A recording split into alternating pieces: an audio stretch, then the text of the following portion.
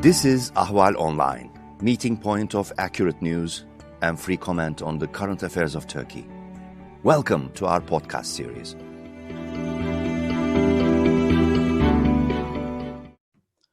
Hello, my name is Nicholas Morgan, and I'm an editor at Ahval News, and this is Turkey Abroad.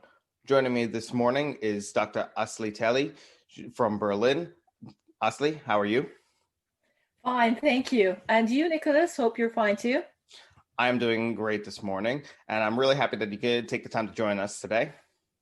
Thank you. Thank you too.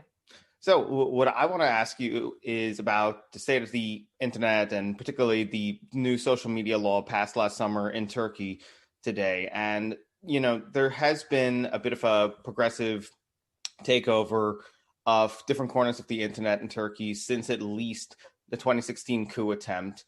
And that included closing the telecommunications authority, trying to take control of the internet service providers. And then, of course, we have this new law on top of it all.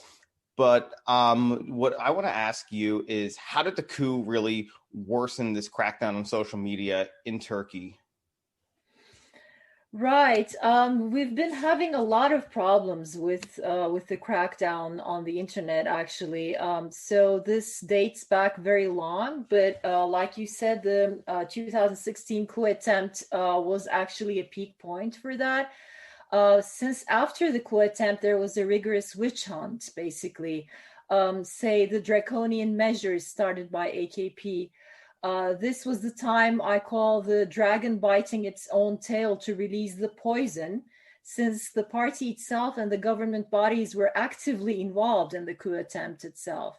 Thus, the impact of this on digital rights and freedoms was very costly and devastating for the whole society, especially the civil society and, of course, digital rights defenders. The policy developments and online restrictions in the aftermath of the coup attempt included basically, like you said, the closure of the Turkey's telecommunications authority, the direct government control of internet service providers, and interception of digital communications by way of decree laws, actually, because after the coup attempt, one needs to also focus on the state of emergency measures, which were called also the draconian measures in many literature. So the state of emergency allowed the government to just process decree laws whenever they found it necessary or whenever they found their control or authority in peril. So it also meant the facilitation of social media censorship by means of Twitter, Facebook, and YouTube content removals, and also coordinated online harassment campaigns by pro-government users against alleged coup planners, Kurdish activists, and government critics in general. So in the period after the coup attempt up until now, and it still goes on, we have seen new tactics used by the government, such as throttling, the slowing down of social media platforms and open channels of communications, extensive censorship and content removals, harassment and hate crimes by trained troll teams. So the picture is really awful. Yeah, and you know this new law, Internet Law number 5651. That's meant to aim directly at these social media companies and really regulate and give the power to block a lot of the content that they're posting on their platforms, or at least, and then forcing the representatives of these companies rather, whether it's Facebook, TikTok, etc., to take down the content on demand from Turkey. And how significant do you think that this law really is in terms of the degradation of freedom of expression, freedom of speech inside Turkey now? It is actually very significant. It has become a buzzword for us, for the digital rights activists and the civil society that are fighting for internet freedoms in general. The law 5651 is basically a buzzword because it emerged back in 2007. And since 2007, we have seen, say, new ages or new let's say, moments of the new tactics or new formulations that are re-injected into that law through what we call the package, law packages or legislation packages. So you see a pack of laws and you can't really sort of just make sense of what they really refer to, because each, say, item is somehow intricately related to each other. And because it's all in one package, you try to do advocacy for a few of the items, whereas, a few other items are somehow isolated. And so you can't really manage to sort of just frame your advocacy. It's, like I said, it's not a new law. It has a history and dates back to 2007. It was the actual law that banned YouTube back in 2009 due to the alleged content on Turkish Republic history, inciting terror and a peril to the sovereignty of the nation state. It is also the law that banned Wikipedia in Turkey. The background of the draconian measures were prepared in 2007 and 2016 period, actually. This law also includes items such as child pornography or illegal content and discourse on alternative news portals, blogs, or social media accounts of independent journalists. Thus, the blockages, filters, and content removals were already on the agenda back then. The Gezi movement back in 2013 aggravated these measures and also increased the assault of the government on digital freedoms. Back when we see after the coup attempt, post 2016 period, like I said, the reformulation of that buzzword, of that legislation called the law number 56551 is actually really noteworthy in the fact that it also includes measures to aggravate control under a unique authority, basically. And we can also see that with, the new formulations of certain fines pressed against, the social media companies or the platform giants, unless they assign a representative, for instance, a domestic representative. And this has already been put forth. So it was back in place back in October 2020, and we're seeing fines arising, and we're also seeing certain reactions from the social media companies as well. But the picture is really very new and keeps changing with the new strategies, basically. Speaking of the more immediate effects of this law, at least recently, I think it was this week where Facebook announced that they were going to be appointing a representative to go to Turkey and respond to this law. But also Facebook was extremely careful to make a statement saying that they'll leave the country if they feel like freedom of expression is being challenged or if it violates the company's values and so on. But that's still a pretty significant move that they were able to push a company like Facebook to respond to it. So it does strike me as the law being pretty effective, so, or at least to some degree, in getting even the largest companies to comply with it. It seems like it, and it is communicated as such. But when we check the very representatives, so we can actually just also see the names flowing of those representatives by Facebook and also Twitter. We can also see that these names have worked in certain,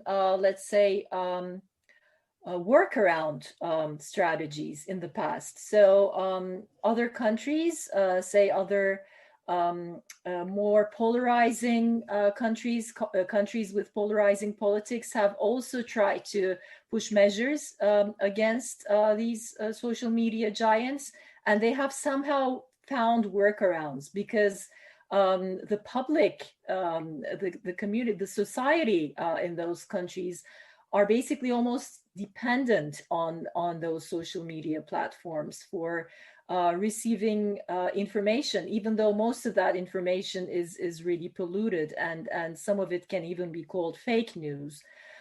Because the whole media landscape, let alone the digital media sphere or the internet sphere, the whole media landscape is basically under assault by political polarization, or under, say, control of one party in those countries, also namely Turkey.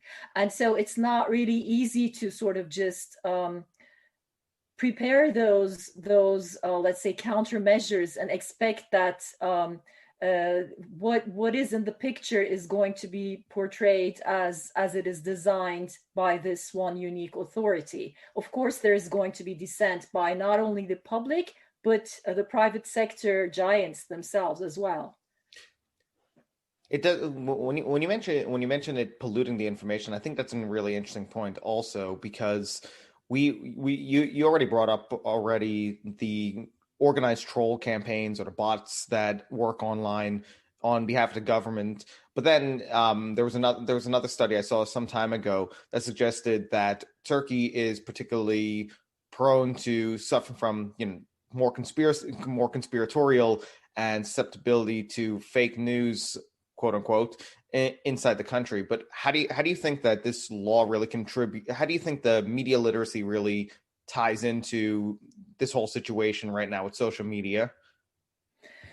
I think this media literacy needs also to be a buzzword, but we, the digital rights advocates or digital rights defenders, have not been so far very successful in advocating this campaign rigorously, so as to do let's say the truth finding and the different tactics of how to sort of just depollute the digital sphere.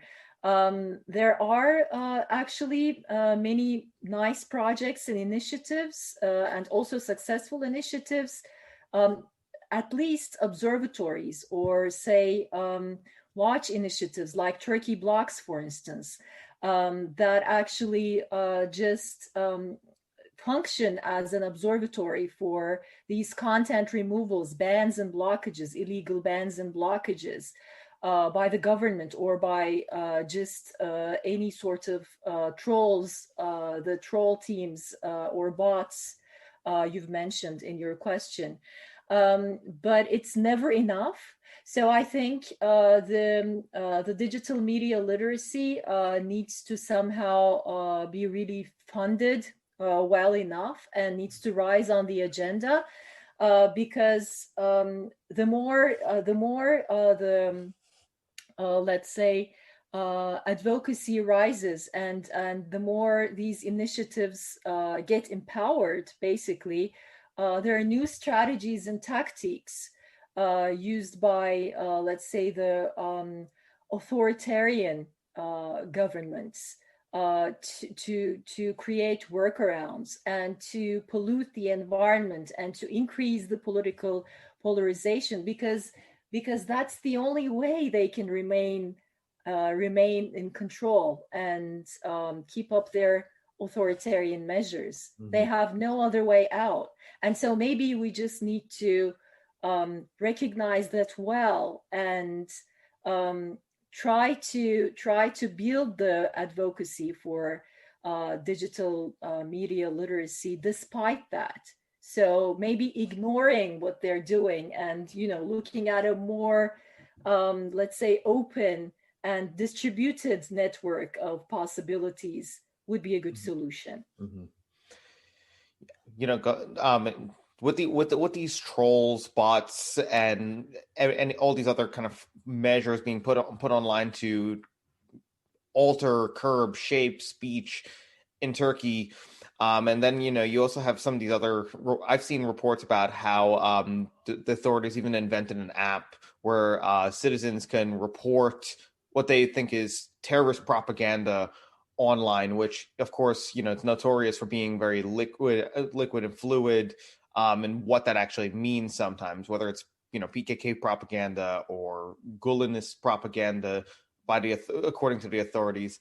And it does almost give this impression that they're creating something of almost like a Stasi-like state online in Turkey. But do you think that this belief is just do you believe that this is all just aimed at suppressing the dissidents online, or just a continuation of this reshaping project that the AKP has kind of undergone in Turkey over the years to reforge a new identity for the country? I'm sorry to say that it is both, actually, because I think this is a really strategic move, in that AKP, or the dictator on the lead right now, is on to pulling any dirty trick possible. It is also an epidemic of right populist governments to increase the polarization in political discourse.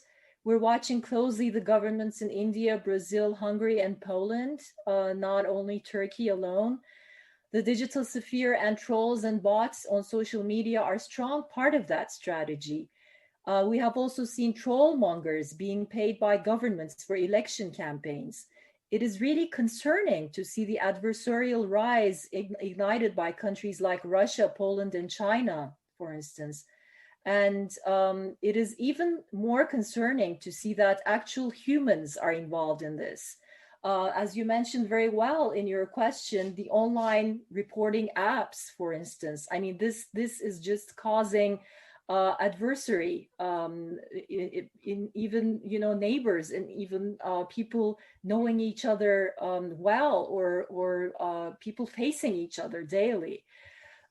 So in Turkey, all I can say is that the legal structure is completely debunked now. And it seems like there is a strong structure and mechanisms that are built in it. It seems like the legal structure still exists, but in practice, it is a complete failure. So the suppression of dissidents also relate to extensive censorship and auto-censorship. I could call that fear mongering. So a certain fear culture is created among the dissidents, or even people who believe in democratic ruling. And this is followed indefinitely by auto-censorship and by online reporting, even by the people that you wouldn't expect, even by sort of the so-called good-natured people that you see in your everyday life. So going back to your question, yes, it is definitely aimed at polarizing Turkish politics, but it is also very gravely ingrained with, or related to, suppression of dissidents, and also causing adversarial measures. One last thing I'd like to ask you, because I think that it's probably a question on a lot of people's minds when it comes to this, or digital suppression in general. In a couple of years, we're going to see another presidential election, and then possibly even sooner than that, a parliamentary election. And of course, the coronavirus has given Turkey plenty of economic problems to worry about. The social problems and political problems existed before the pandemic, but they've been amplified by it. And given all of these challenges that Turkey's facing right now, do you think these new restrictions on social media really factored in, into the electoral considerations of Erdogan and President Erdogan and his coalition? Definitely so. And especially the collecting the control under a single authority points exactly at that. So the more the polls show that the electoral support for AKP is on the fall, the more the dictatorship is on the rise, basically. A possible coalition government with the ultra-nationalist MHP also seems unlikely at the moment, and in 1 or 2 years in time. So the attacks on HDP, and also recently on CHP, on basically its leader, the leader of the party, as well as other sort of senior leaders, not only one unique person. So these attacks for obscure issues, they just need no further explanation. They're just not acceptable, and it seems like there is these remaining few breathing channels of the AKP government in which they want to use the same old tactics and strategies to throttle back the digital spaces, because that seems to be sort of the only breathing space of the citizens.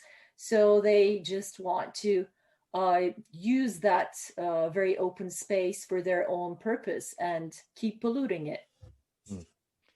Dr. Asiteli, I really do appreciate your time talking about this topic this morning, and I'll probably be in touch again sometime soon about it again, but thank you for your time. Thank you too. It was a pleasure speaking with you. My name is Nicholas Morgan, and this is Turkey Abroad.